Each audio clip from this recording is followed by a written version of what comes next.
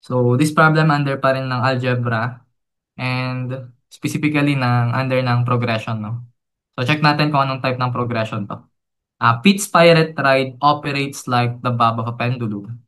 On its longest swing, the ship travels through an arc with 75 meters. And so, given na dito yung figure, so yung first distance na travel niya daw in arc is 75 meters.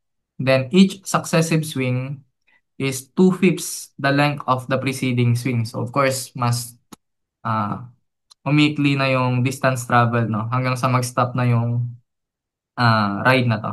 So, pinapahanap sa atin, so if the ride, okay, is allowed to continue without intervention, what is the total distance the ship will travel before coming to rest?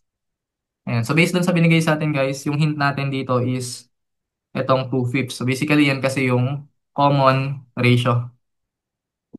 Okay, so basically, under pala to ng geometric progression. And pinapahanap sa atin yung total distance, no? Ang gawin natin para makuha natin yung total distance na ita-travel na itong ride na to.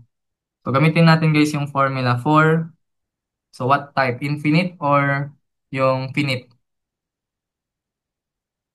So, pagka hindi mo alam guys yung number of swing, hindi mo kasi alam dito yung fixed value ng number of swing hanggang sa mag-stop yung ride na to, right?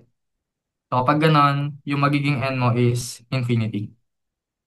Okay, so kapag infinity, therefore yung gagamitin natin na sum of geometric progression or infinite geometric progression, that is just basically A1 over 1 minus R. Wherein yung A1 natin dyan is yung first distance, yung first swing distance which is 75 meters.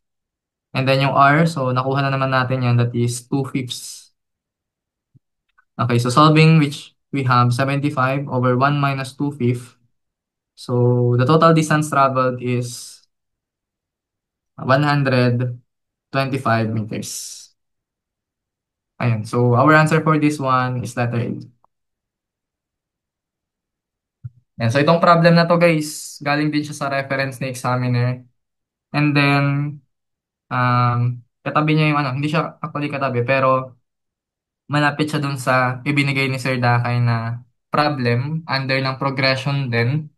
Pero yung progression na binigay niya nung batch namin is arithmetic progression. Okay, so ito naman binigay ko is geometric progression. Possible niyang mabunot to.